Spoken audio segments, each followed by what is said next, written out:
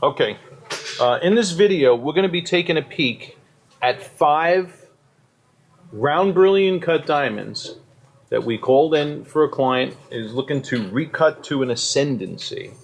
So all of these are GIA triple excellence to begin with, and just about all of these do have AGS ideal light performance as well. We're going to go over one by one. All right. Now, this first one that we're looking at is a diamond that's in the high 230s. Okay.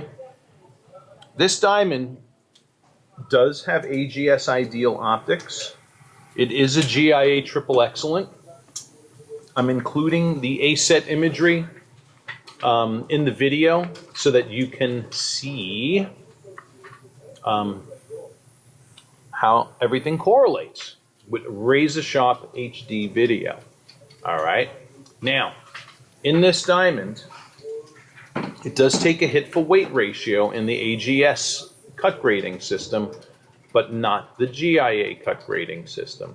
Okay.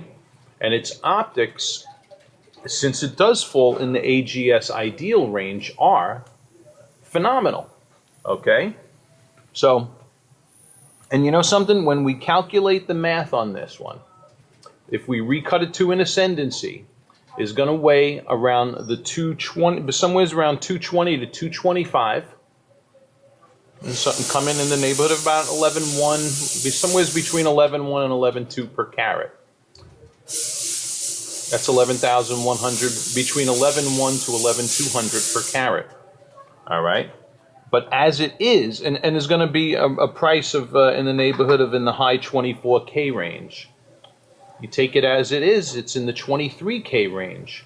So if you were not recutting and taking this as it is, this is your least expensive option getting into a GIA XXX with AGS ideal optics.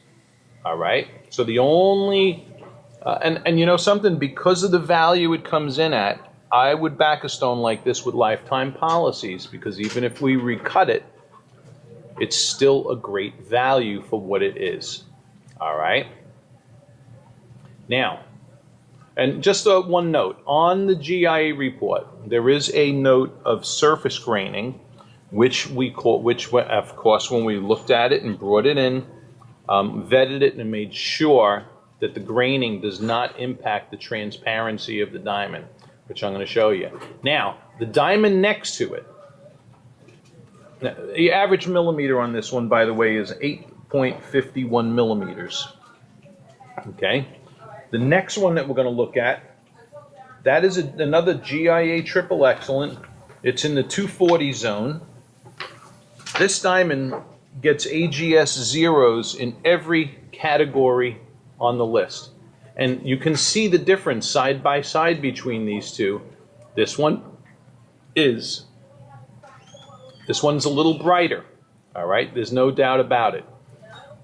As it stands, comes in at a very fair value for a diamond that's the same size as 2.5 carat. As you see, we're going to look at 2.5 carat also. Comes in the neighborhood of around somewhere between 11.1 and 11.2 per carat, as it is, and is in the 240 range. It's clean. It's AGS zero everything. It doesn't take a hit in weight ratio, and is visibly. We're going to compare this at the end of the video to an ascendancy hearts and arrows. I'm going to show you just how similar it is. Okay. This is the brightest guy on the block. This one here, little, is another. This is the second 240 something IVS2. Also AGS ideal optics, GIA triple excellent. And this one also, like this one, like the first one, this one also takes the hit in weight ratio. All right. In the video, I'm including your A-set images up on top so you can correlate what's going on with what. Okay. And even the nuances of difference, we can see nuances and differences in the brightness between the diamonds I'm showing you. This you're only going to be able to see with the high definition captures that we're doing. All right. They're all bright, they're all sparkly, you know, they're all, but now, yeah, see, we're able to capture and show you degrees of brightness. Okay, look at how this one isn't as bright. Okay, even as these other two options. This first one now, this next diamond I'm introducing is one of the 2.5 carat. All right, let me just get the stats in front of me on that. And that diamond, yeah, look at the A set of that. I have it up on the screen. You can see why it's not as bright. Okay. You know, you're up at an average diameter on this diamond of right at around 8.69 millimeters, though. So that's honking. But it's not an astronomically different size than the 240s we were looking at. Because by the way, that first 240 that I pointed out in the video, that has an average diameter of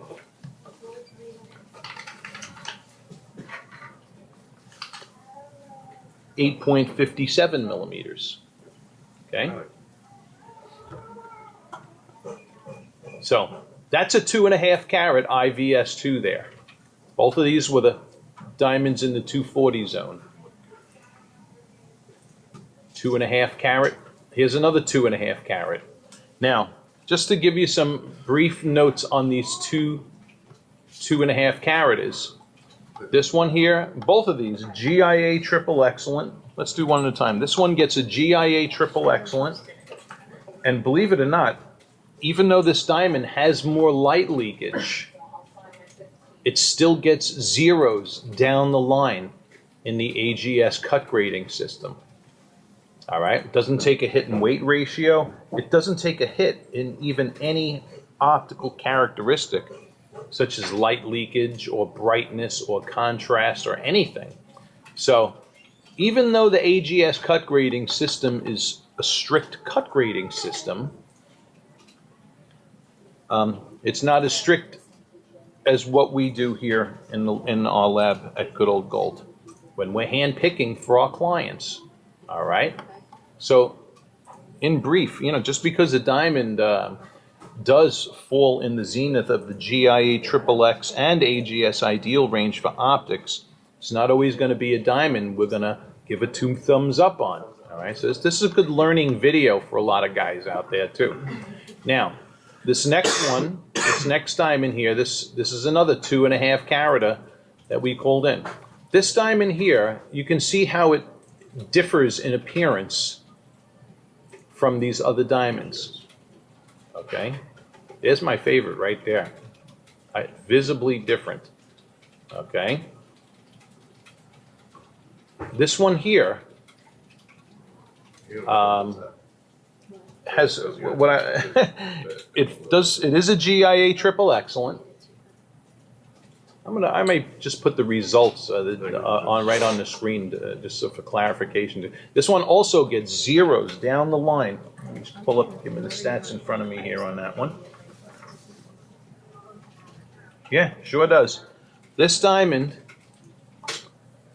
does fall in the GIA triple. It is a GIA triple excellent and also gets AGS zeros down the line for every category.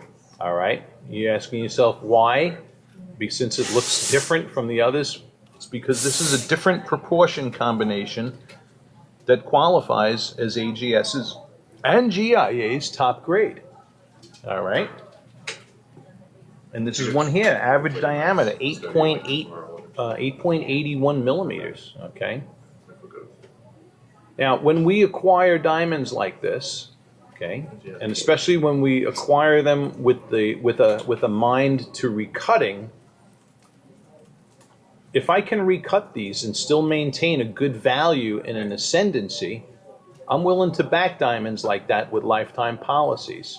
Because, you know, if you did take it as it was and you didn't recut it, and in the future you decided to trade it in, I know I could always recut it into an ascendancy and still offer it at a fair value. But if you're taking diamonds as they are, and I'm hand picking for the best, it's going to be that one right there. Okay. Now, this other diamond I got up top here is an ascendancy. That's a diamond we have in the inventory. It's a 257 GSI1. It's a biggie. But I'm going to show you just how similar it is to the already pre-existing diamond in the 240 range. So I'm going to put this on pause for a second. Okay. Now, here again, this is that first stone in the high 230s, which if you're looking to save the bucks,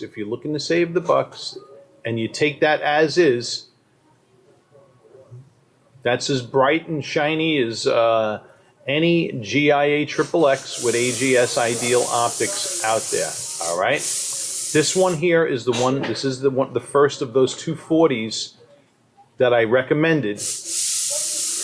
And as you can see, why I told you, you could take that as it is with not recutting it at all, and you would be perfectly fine. Okay, this is the 257 ascendancy, and look how virtually identical these two diamonds are. All right. So, and I'm just going to say this here in the video because I feature both ascendancy and platinum selects. This is one of those rare examples where a platinum select is indistinguishable from an ascendancy. Okay, there's hearts and arrows patterning on this diamond. It's not as perfect as this one, but here is an example where the optics match. Okay, not so in these other diamonds. All of these other diamonds are GIA XXXs with AGS ideal optics and vary in their appearance in one way or another, as platinum selects normally will. Okay? So, hot diggity. I don't think you need to do anything with this diamond, personally. I think it's fine just the way it is. Now, just for fun, we're going to look at fire and sparkle in spotlighting. We've been looking at the optical characteristics of brightness and contrast at this point. All right. Okay. So while it is easier to see the differences in optical properties in diffuse lighting, it is admittedly harder to see optical differences in spotlighting. But because all of these, well, especially these first two, these all have some really nice fire and sparkle scintillation. All right, so here's that diamond in the high 230s. Swing, swing. Beautiful. Here is this one. You can see always your strongest bursts of fire are going to happen on those facets that we all call the arrows facets. Okay. And since these diamonds do have some form of H&A patterning, we're gonna get some strong fire off of the pavilion mains. Okay, so there's our diamond in the high 230s. Here are the diamonds in the 240 zone. You know, I wouldn't say there's a clear winner in those.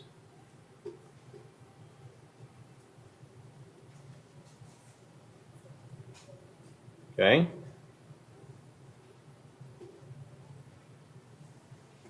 And by the way, there's up top that ascendancy 257 GSI1. All right, so these are all looking good, man, as far as fire and sparkle go. Okay, the primary differences we were able to note in the diffuse lighting environment. Okay, so there's all the ones over 2.5 carat right here. All right. All right, let's go to a stronger spotlighting. All right.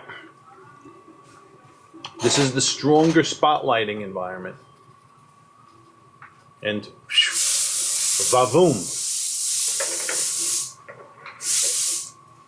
Same order, haven't changed the order. Here's the diamond in the high 230s. This is my favorite overall. Look at that thing, man. It's like, forget about it. You got an awesome display of broad fire flash happening on the pavilion mains and pin fire flash happening around the upper halves, star facets. That is, you know, you can see also between this diamond and this diamond now, differences in fire and sparkle. All right? Now, don't get me wrong. These all have ideal optics, but we're cherry picking here. But what I'm going to tell you is this. Listen. If you're after saving money and you're looking for the best crystal for the least amount of money, I would recommend this one as it is, or even recutting. Okay? If you wanted to get a stone clean right off the bat, whether you kept it as is, or even recut to an ascendancy, this one right here. All right. She should be back. Now I'm still waiting for my cutters to get back with me. Yeah, but she'll be back. But I want to see, you know, we were going to figure out which one would retain more weight after the final recut. This one's estimating at about 2.34 after recutting. I'd want to see what this one estimated at, but it's going to be pretty similar. But as they are, I'm still siding with that one. Okay. Now, these two, I'm going to tell you why I acquired these two 2.5 caraters. Wasn't necessarily for recutting, because it takes you over the budget range that I, that I thought you, what your high end of your budget range is. But these are, as they are in your budget range, okay, at the high end, but you're at 2.5 carats as they are, okay? So these ones for you wouldn't necessarily be worth looking at for recutting, but I called those in just to show you how big of an option I can get you within GIA XXX and AGS ideal optics. Comprende? There we go. And up top there you go. Look at that ascendancy is just shining like a star. All right.